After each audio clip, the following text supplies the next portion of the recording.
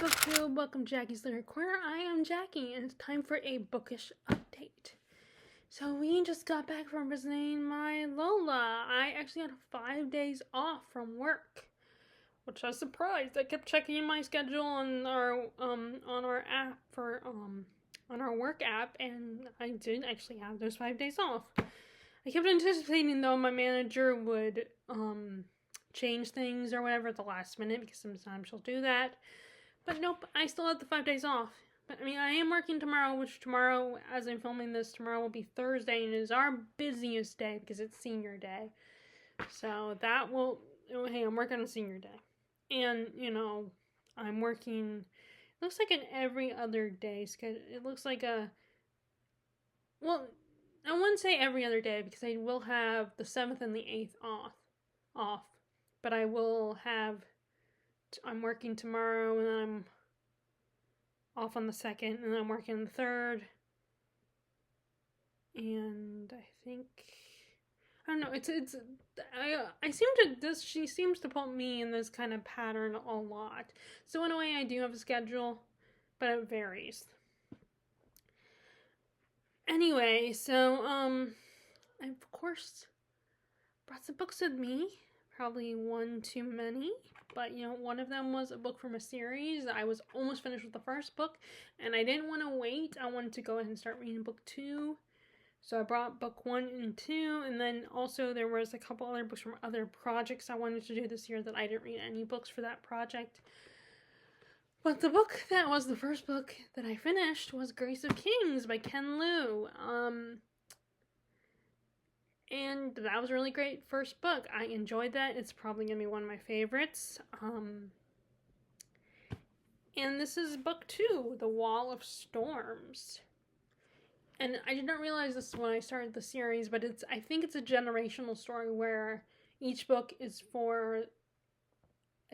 about a different generation in the main family of the story.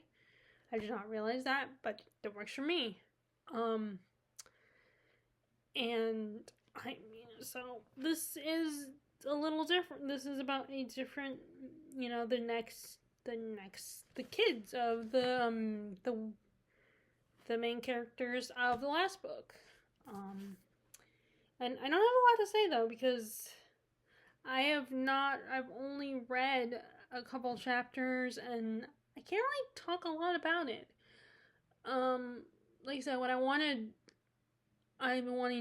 I've been trying to do is get a whole series read before I write a review, before I do my review. I mean, I'll write a review for each of the individual books in the series on Goodreads and Storygraph, but I want to,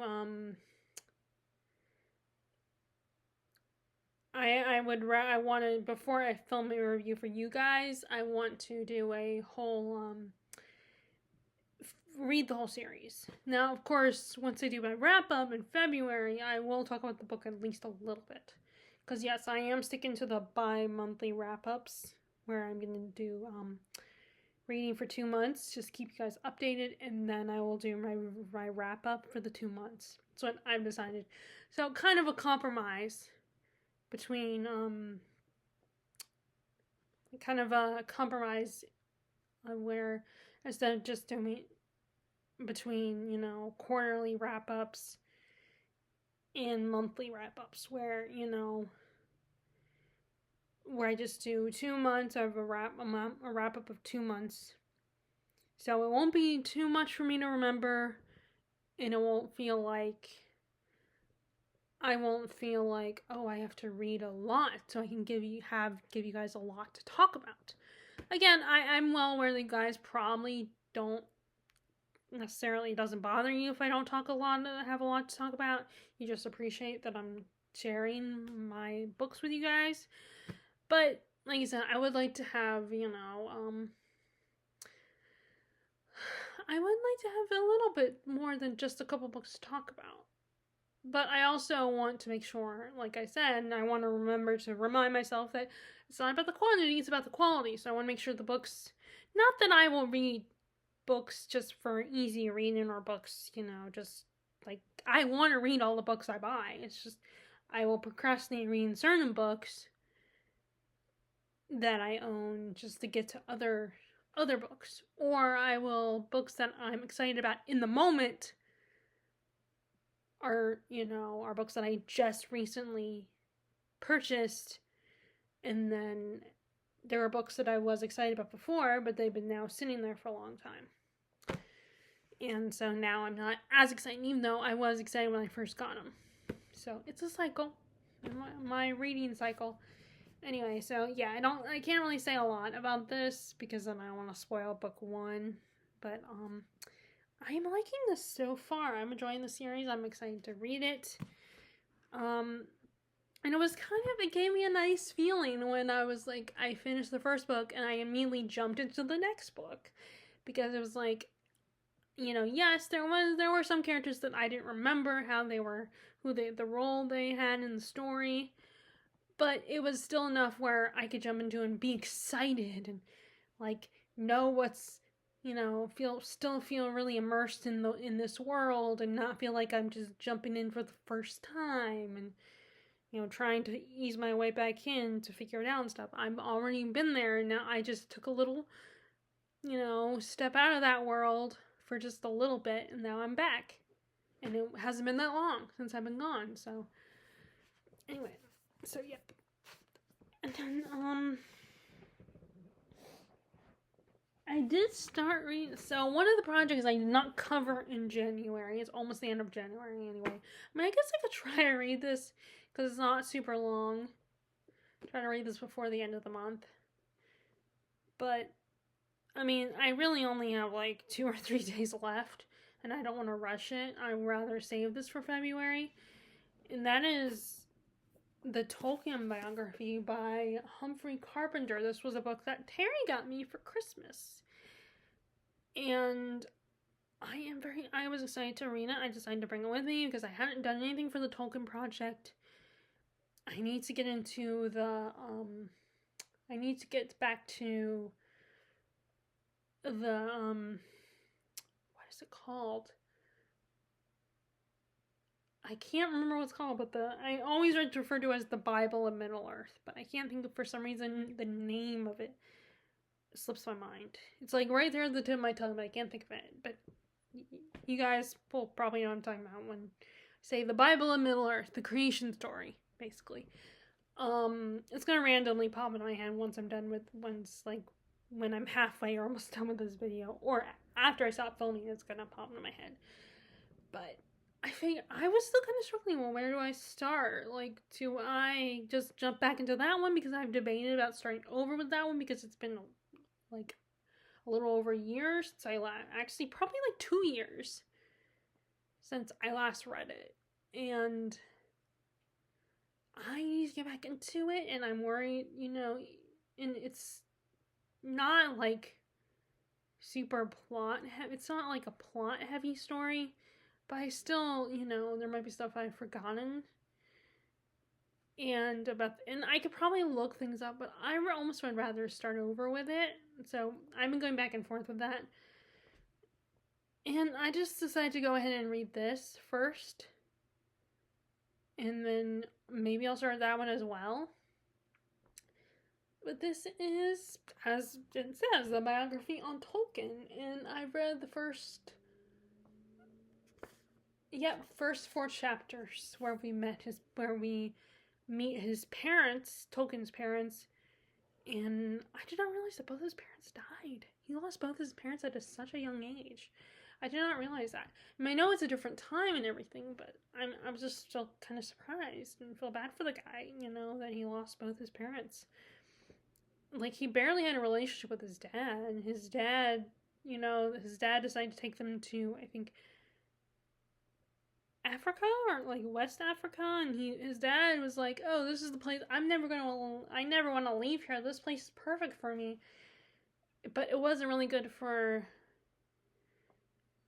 baby Ronald's health or the rest of the family. Him and his brother and mom, and they were wanted to leave, and he was like, "Nope, I can't leave."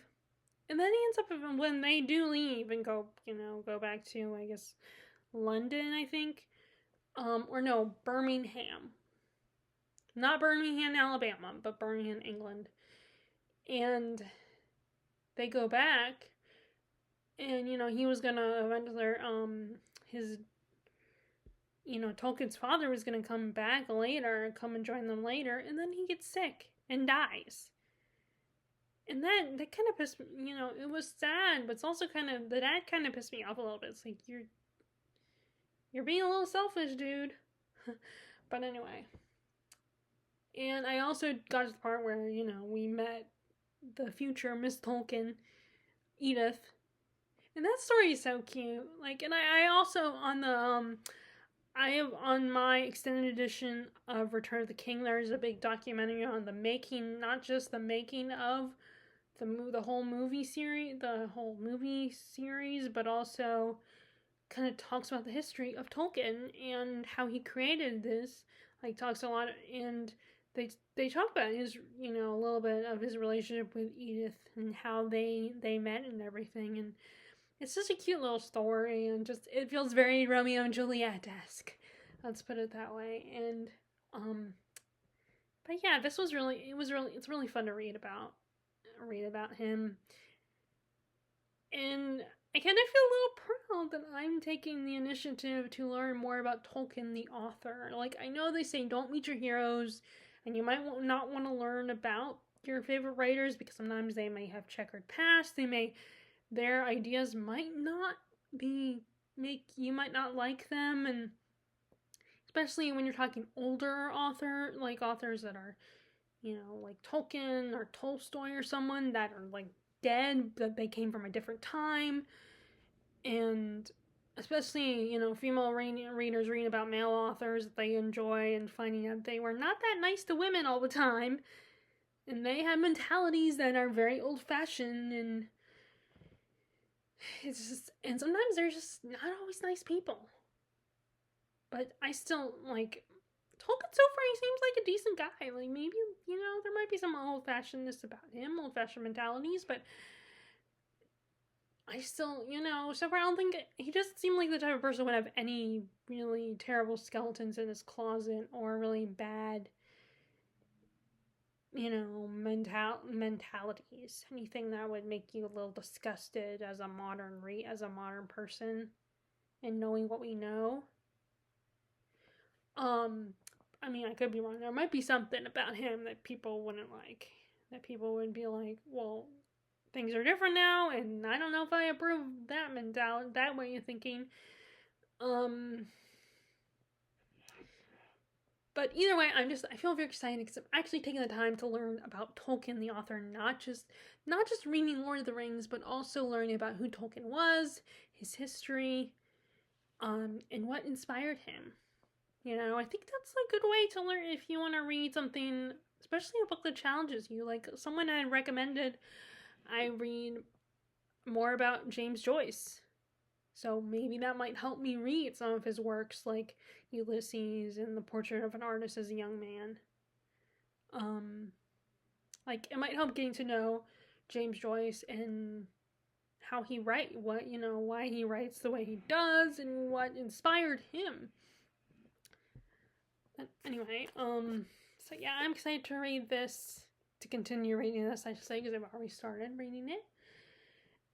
And I think this is a good starting place. Like I said, I might read, what is it called? I mean, it's like right there, but I cannot think of it.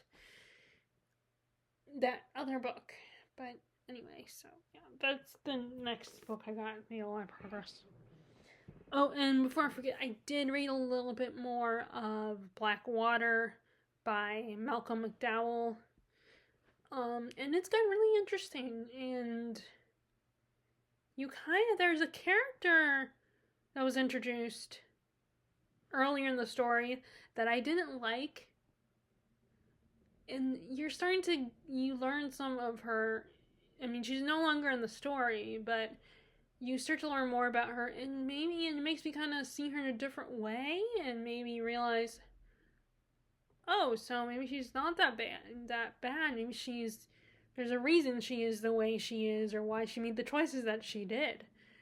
I mean, people are not black and white. People are not not good or bad. They're just like, people are complicated. They can be very selfish, but they can also be they can be selfish in some ways, but good to other people and care about other people at the same time. That's how it is with this character. Or you may think they're selfish because it seems they're being a jerk or selfish about someone else, about one person, but then you realize later that, oh, well, it's because they were taking care of this person. You kind of learn, and it made me revise my opinion. And there's actually another book that I'm going to talk about. Similar thing happened, where you kind of think one way about the character, but then you realize, you learn some other things about them, and you realize, oh, maybe they're not, as bad. Or now this character wasn't as dominant in the story as in the character in Blackwater.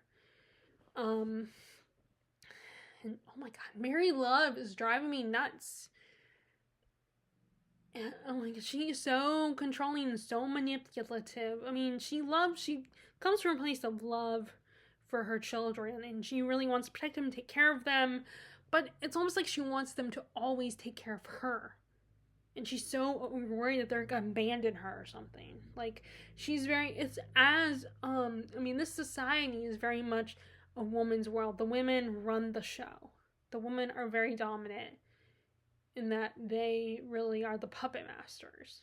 Like, the men are a little bit more passive and a little more soft-hearted. And while the women are, like I said, they're the aggressive ones. They're the pushy ones. They're the ones who will, put in the effort. Now, and Mary Love is very dominant. She's very controlling. And like I said, it comes from a place of love, that she loves her children. But I think she wants to keep them with her. She doesn't want them to go out and find someone new to invade her, to take her power from them. And I mean, even Sister acknowledges at one point, she's thinking about how both Eleanor and Mary Love, they like power. They're both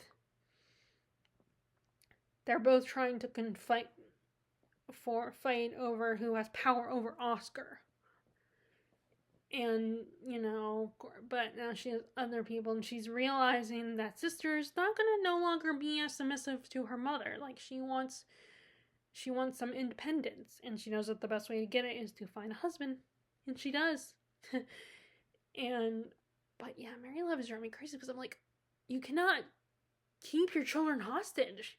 You can't hold on to them forever. You have to let them go, because they're not babies. They're grown-ass adults. They need to be independent and be able to take care of themselves. I get it. It's hard to, I'm not a mother, but I do get the wanting to cling to what is safe. Wanting to, and being afraid to go out in the world and be independent. But I also understand the desire to want that, to be the child that wants that independence, that wants that freedom to do their own things. Now, the good news is my parents aren't, like, very, there might be a little bit of sheltering, but they don't baby me, they don't try to control me or anything like that. They just try to guide me in the right direction and make sure I'm prepared for the role when they're gone one day. But it's like, she just does not like when her kids she will try to sabotage them every time they try to gain some independence, and she's so manipulative.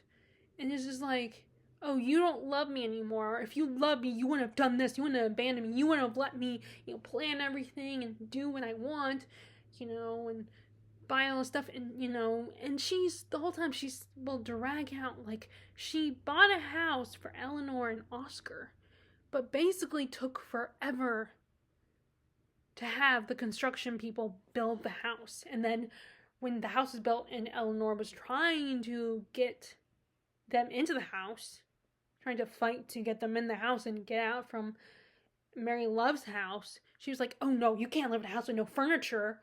Which, yeah, like, it's one of these situations where you can, like, if you don't really look too closely, if you don't pay attention, then her arguments for them not leaving yet, can seem logical. Because, yeah, who wants to stay in a house where they don't have furniture?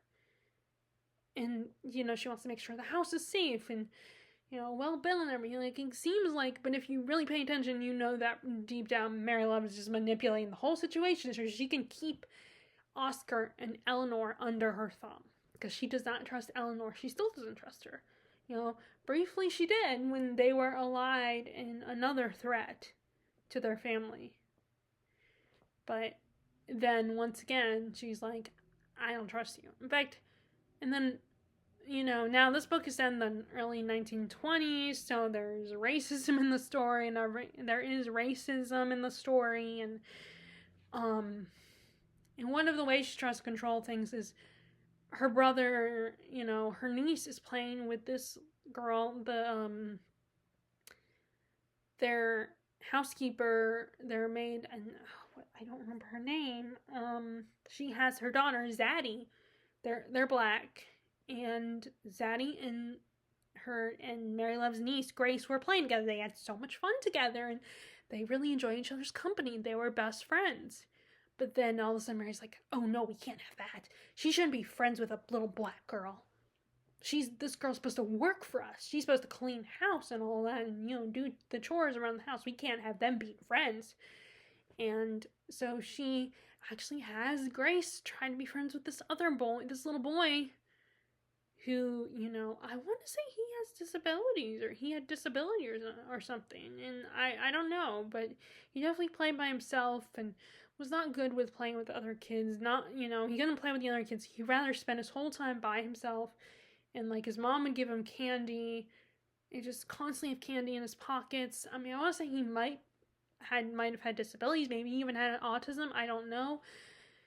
And she tried to get Grace to play with them, but Grace didn't want to play with this boy. She was annoyed by him and was like, go away, and, I'll be nice to you, but I don't like it. And then Grace accidentally, and Grace is only, 10 years old. She doesn't know any better, and she ends up in frustration and being annoyed with this kid. She pushes him down these stairs. He ends up falling and almost getting injured. And it was just, it's like, and once again, Mary Love was trying to control the situation, and it had consequences. It did not go well. Grace did not want to play with this kid, so she ends up doing something mean to this little boy. And so it was not a great situation. And I just felt bad for, both him and Grace. Because, of course, Grace doesn't know any better. She's just a kid. And she was so devastated that she accidentally did this. And it was it was probably more about not wanting to get in trouble. But, yeah, I mean, she did not intend to hurt this little boy. But, she did. And she did feel remorseful. But it's like, you expect... And, of course, Eleanor sided with Grace. It was like, you can't expect Grace to take care of this, babysit this little boy. Because the kid was younger than Grace.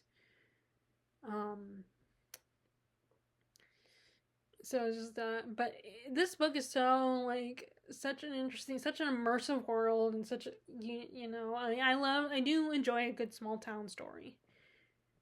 Small town with lots of drama. Not necessarily a Hallmark type small town. I mean... Every Christmas I'll watch a Hallmark, movie, but after a while I get kind of tired of those. Because they're just so sugary, sweet, and wholesome. But, I want to give Empire Falls another shot, because I bought that book once, and remembering that I kind of liked the show at the time, so I need to give that another shot and get into that again. But anyway, so yeah, I'm, slowly... but surely making my way through Blackwater. I'm almost done with part 1. Yes, almost done with part 1 only. But like I said, it's on my Kindle, and I don't read my Kindle all the time because I have all these physical books I want to read. So, when I first got it, I was reading a lot regularly because I was excited to have it, and now, of course, I'm definitely being more into it than the Barnes & Noble e-reader. I can't think of what that one was called, but I had one of those for a brief period of time. At the time I wasn't interested, but it was because my mom spent the money and bought it for me, so it was like, oh, I should use it. But then I didn't use it that much, and it just been sitting in a drawer on my nightstand. She did give me a really cool case with author signatures on the case. So let's see, what else have I okay, so we also have, I did start reading a little bit of Bellchamber by Howard Sturgis. So this was really good. This is interesting so far. It's, again, another story about family and aristocratic family, and this kid is a little, like, our main character, they call him Sainty. He doesn't really live up to the family expectations. He's smart in some ways, but not, like, he doesn't act like the traditional behaviors of young men at the time period. And it really frustrates his mom. Like, he likes, actually, I think it's sewing or cross stitch, something like that. He likes doing that. He likes spending time indoors. While his little brother kind of fits more of the mold of young men at the time. And it's, like, kind of his mom's frustration, but his mom's still loving him and wanting to be a good mother, but she's also frustrated because he's not living up to how a young man is supposed to be in this world. So yeah, I again, another book that I don't have a lot to say because I didn't get very far in it. But I'm planning to read it for one of the books I want to read for February, one of the classics I want to read. And then, again, this one I got even less far in because we've been introduced to the characters, and this is a stupid bookmark I tried to, put a little ribbon, but it's not, like, it keeps coming out, and I'm worried I'm going to lose the ribbon. I mean, I have plenty because I saved the little strands of ribbon, but, I don't even remember, what was, I don't even remember what to tell you guys what happened in this book so far, because I just read chapter 1, so I don't have a lot to say at the moment, but I'll pick it up again soon so I can talk about it more thoroughly, so I can actually talk about what happens in this book. But I'm reading there's 2 novels in this story. Tree is the first one, and then the next book 2, I think, is My Brother, My Executioner. They did talk about the tree. The title item, which is tree, which a lot of people have been. The tree kind of has a very, like, I feel like the tree is gonna be its own character in this story. But, like, especially since it's the title character, it's the title thing. So yeah, I don't have anything to say for this, really. And then, okay, so here's the book I do have a lot. I will have stuff to talk about. That is, making my way through Valley of the Dolls by Jacqueline Susann, a classic of the 60s. And I am really loving this book so far. It's so good. I mean, and I don't know, I have to disagree with the reviews that would say this is too long. I'm breezing through this quickly. I also like the writing, how it's written and everything, and I like the print. It's large print, so it's kind of nice to read large print. But a lot's going on with these 3 women, Jennifer, Neely, and Anne. And, like, they're trying to get by in this world, this big city world after the World War II, and just trying to live their lives, and they have all these great ambitions. And, like, you have each of them, seem to not have a lot of luck with men. They seem to have men that just want them to take care of them. Well, they get to have their fun and do whatever they want. And, like, which is funny because you have Neely and Jennifer who are trying so hard to they're telling Anne when she got there, oh, you should get married because this guy loves you and he's so great. And then it turns out that, and Anne was telling him, I don't remember the guy's name, that she was gonna, the first guy she gets involved with, but Anne is like, I want to live independently, I want to live my own life, I want to have a career. I don't want to be tied to a man right away. I want to actually live my life. I don't want to be stuck. And they keep pressuring to get married. And as I said before, I kind of understand where they're coming from in the sense that this is a hard life and there's no guarantee of success. And you're competing with a lot of other women. This life in Hollywood and in New York, on life on Broadway and everything, and there's no guarantee you'll be successful. So why not get married? So you'll be taken care of. The guy loves you. You can have this happy home life, and you have all these nice things, and you have money, and you're well taken care of if you get married. But it's, she wanted to be independent. She wanted her freedom to live her life, to do what she wanted, to make her own choices. And, even if her life sucked, she knew she would feel confident that she made the choice herself. In fact, the guy she did fall in love with that she would have wanted to marry, Lionel, she ends up back in her old hometown, Lawrenceville, in Massachusetts. And, she only had to go back there for a little while because her mom had died. And she's like, he's telling her that, oh, I could live here. Let's live here. It's such a nice place. And when she's there, the taxi driver that drives everybody knows where everyone lives is so short. Oh, you're going to want to come back someday. You're going to want to live here forever. Everybody always comes back. They're so sure that Anna will be no better than everyone else. And there's still a chance they might be proven right. I mean, I haven't gone to the end yet. Who knows what, if she's going to stay in New York, or maybe she will. But right now, she seems pretty sure that, no, I hate it here. I hate it in Lawrenceville. I never want to come back. And you have Lionel, who's willing to do whatever makes her happy. Except, he wants to stay in Lawrenceville because, oh, it suits you.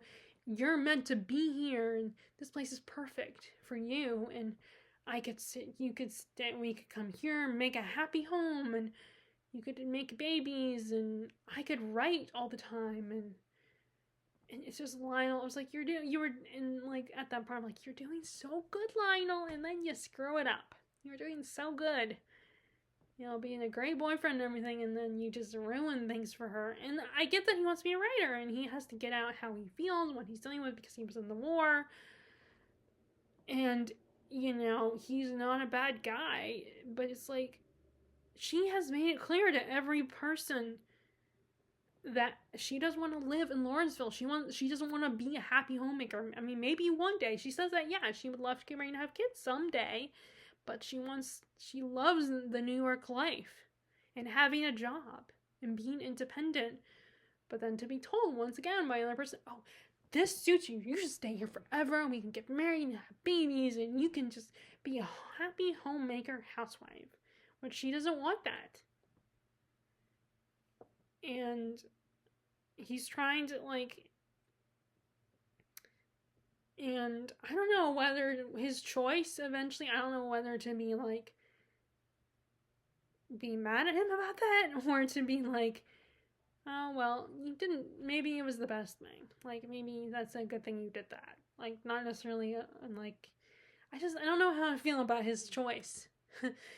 If it was a good or a bad thing, that what he did, and what he chose in the end. But anyway, then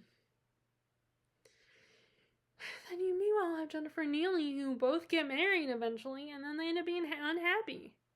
And so this is where the pills come in, where they have all these pills, different color pills that they can take that will help them sleep and stuff like that, and they're basically drugging themselves just to get some shut-eye. And I'm just thinking the whole time, Marina is like, why are you doing that?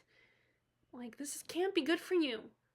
But of course they don't understand that. They don't realize that, yeah, this could kill them. If they take too much.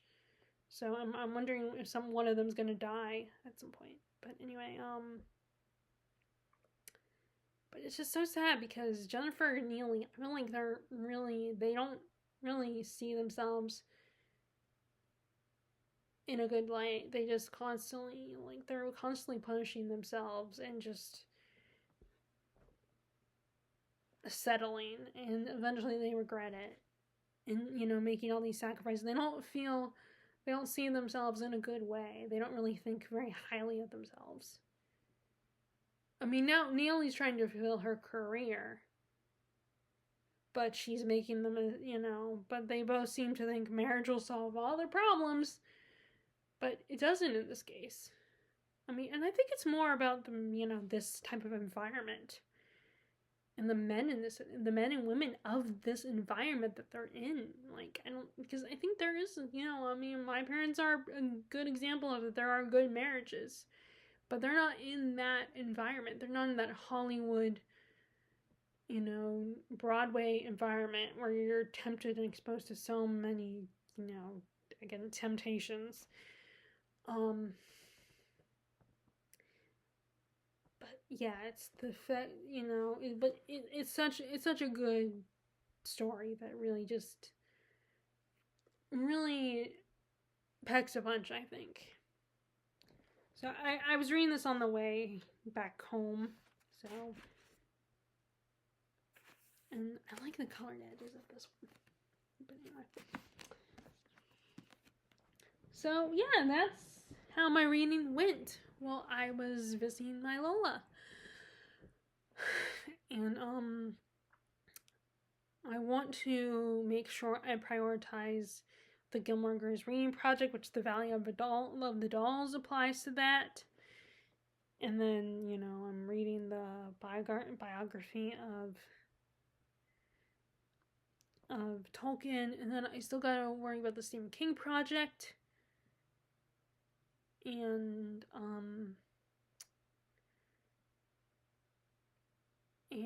I've read a Trollope book. I don't know if I'm gonna go to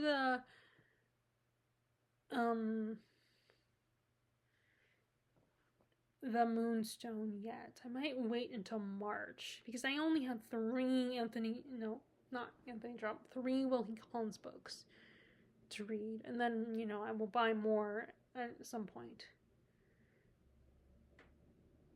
So I don't want to rush it. So I might wait until March to read the Moonstone, and then save the other Wilkie Collins book I have for like later, like in the spring or summertime. And then, you know, at some point I'll buy more Wilkie Collins if I want to. But anyway, but my only hesitancy is I'm worried that I will neglect it, that it will end up sitting there, like I'll forget to read it, and we'll sit there for long periods of time. And I don't want to make that mistake, but March is Mystery Month. So, and it is a bit of a detective story, so I think I'll stick to it. I think I'll stick to March to read use March as reading the Moonstone. Anyway, so I might read another Trollope book. I don't know. I probably should read the next book in the family, you know, in the Barsetshire series. I should probably read the next book in that one. I think I have 2 or 3 more books in that series. So I gotta get that one done.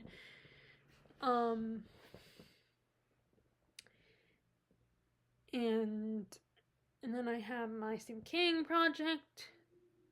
And even though I just recently bought Christine, which I wasn't sure about reading that one because I'm not a car person, you know, I don't drive. I won't be able to drive. I did, if anyone watches this video and comments asking me about that, it's because I have disabilities, so driving is not an option. And yes, when I was 18, and yeah, I know I'm 35 years old, so it's been a long time, but my disabilities have not changed. So, I mean, yes, I know people say, oh, practice makes perfect, you never know. It's like, yeah, but, you know, I mean, it's like, it's not like my disabilities magically disappeared. I still have the same problem, so yes, I could practice, but it's kind of dangerous. I mean, I have nowhere to practice.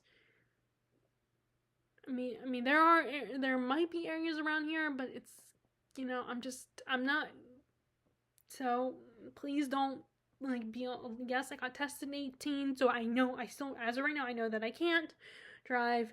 Please don't be like, oh, you should practice or maybe try again or something. It's like, no, I'm not going to try again. And the only problem is that, yes, I do need to rely on other people to take me places, so that kind of sucks, but it's not enough for me to want to, try again with practice, because I will probably one day live in a city. Like right now I'm good. The bookstore is within walking distance. I live at home, so my parents can take me places. They don't mind, and that's why I'm still I'm working, and even though, I'm working at a, where I work is like 15 minutes away, so it's really convenient and it's a good job, So, and I like who I work with and work for,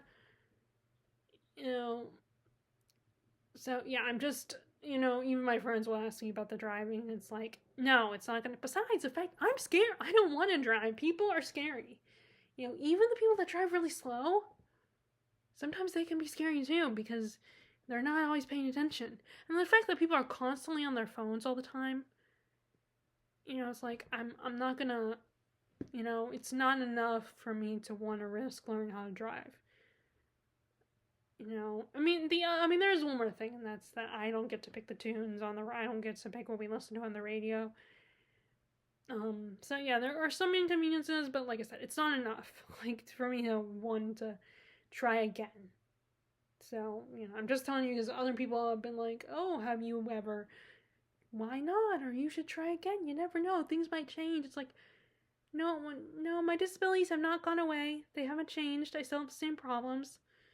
And yes, you could say that, oh, practice makes perfect. You never know. But it's like, no, I don't need to right now. Like, unless my parents don't like that they have to drive me everywhere, I'm good. Like, my parents are perfectly fine. In fact, my dad was just reminding me that he really, he feels like they're really lucky that I still live with them.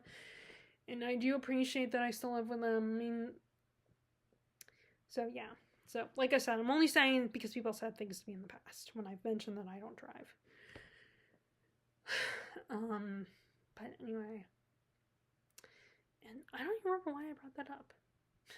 Hang with them. It's like I bring up something and then I forget why. Okay. I was talking about...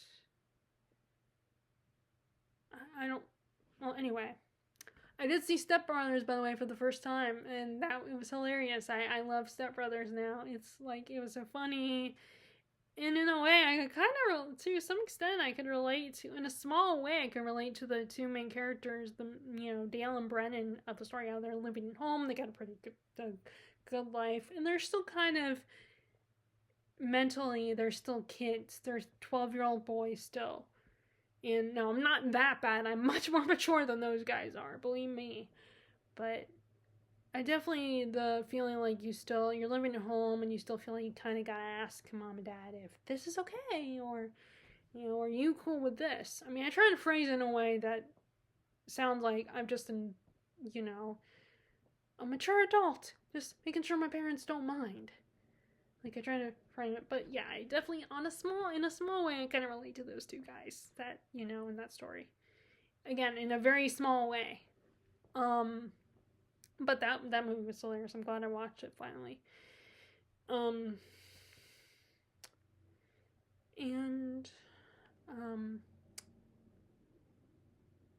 I remember why I brought it up, because I was talking about cars, and that I was going to read Christine by Stephen King. But I was debating about reading, for a while before I bought it. I debated about it because, like, I'm not a car person. Because I don't drive. I don't know a lot about cars. I was like, I don't know if I'd be interested in a haunted car story. But then it's on Rory Gilmore's reading list, and it is a Stephen King. I do like Stephen King, the way he writes. And, some of his stories, some of his novels are sometimes, even when I do like them, they're not necessarily always about things that I would normally be interested in. And it helps there's a supernatural element of a haunted car. Like, that helps make it a little bit more intriguing of a story. So that one's on the Rory Gilmore reading list, and it could apply to my first book that I could potentially finish for my Stephen King project. And it's not just about, I have to read another book and another book and another book. I have to read one that won't take me as long so I can read another one. It's not like that. It's more like, I feel like I want to have a book. I want to get started on that project. And, actually feel like I've accomplished something by reading one that won't take me as long as The Talisman or The Stand or Fairy Tale, which is the one I meant to read for winter time. It just felt very wintery of a book. I will start that. I might start that one in February. I might still start that one, but I might also I'll check the page count of both of them. Like I said, I know it's not about quantity, but for me, it's just about the idea of having one under my belt that's finished. Instead of just having a bunch of them that I've started and not finished. And that's what it, for me, that's how it is. I just want to, don't like the idea of having all these books that I've started and they're sitting on my shelf remain unfinished. Anyway, so, there's that one. I'm trying to think of it. Is there any other projects that I didn't end up not reading anything for this month? I don't think so. I think that's all of them. Well, I guess there's also the presidential biography project I wanted to do. That one is inspired by Kate Howe. She's doing that right now, where she's making a way through all the biographies of the presidents. And it's actually really cool because she homeschools her boys, and they're doing a lot of stuff for the Civil War, reading a lot of books about the Civil War and the people involved, like Lincoln, and the two different sides, the South and the North, and they're also doing a lot of non-reading projects that sound really cool that I would have liked as a kid, like doing a diorama of one of the big battles. That it just sounds so cool. I love her videos. I love hearing what she's doing with her kids, and I appreciate when she shares some personal things that's going on with her life, that she doesn't mind sharing that with us. But yeah, she was the one who kind of partly was the inspiration for the presidential biographies project. So I haven't done anything for that lately. So I'm still kind of working through the Thomas Jefferson A Life. And then you guys know I bought that other Jefferson, The Art of Power. Which, that one, the only problem with that one is that someone seemed to be trying to take out either the pictures, because sometimes those nonfiction books will have the black and white pictures, all the photographs in there, and well, someone must have been trying to take them out, or take out those pictures so they could have them,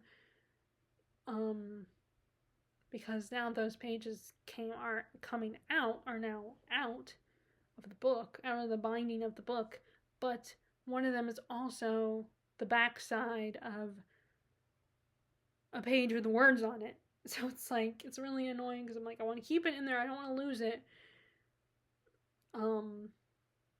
And I was so excited to buy that book, that it had that there. I was looking for the John Adams book that Kate Howe herself mentioned, John Adams' A Life, but I didn't find that there.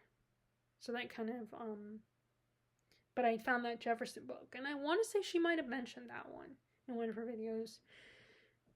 But it's gonna be kind of hard because I'm trying to keep the page. There's a series of pages I'm trying to keep in there, and they're gonna fall out, and I don't know how to glue them back in. I mean, I could take them to someone, but it will cost money for them to fix it. So I'll just deal with it. Anyway, so that's another project I have not done, that I didn't do this month, that I want to get back into focusing on. Anyway, I hope you guys are doing well with your reading. I know the January's almost over, so are you thinking about plans for February? Are you gonna read any? I don't read romances, but I would love to know, are you reading any romances for February? Because it is Valentine's Day month. It is also Black History Month, so maybe there's some Black History books that you're reading. I'll be curious to know about that as well. I don't know what I'm going to do for February. There's just books that I will be taking into February. Like I said, I'm kind of focusing more on my projects. I don't read romance, but like I said, I don't know what I'm going to read in February. Like I said, some of these books might go into February. But I'm trying to just read what I want to read, what I'm excited to read. That's my priority, but I also want to, read books that apply to the projects I want to work on this year. So if you like this video, please give it a thumbs up. Click subscribe if you haven't already. Click the bell notification button below if you want to be notified about my latest videos.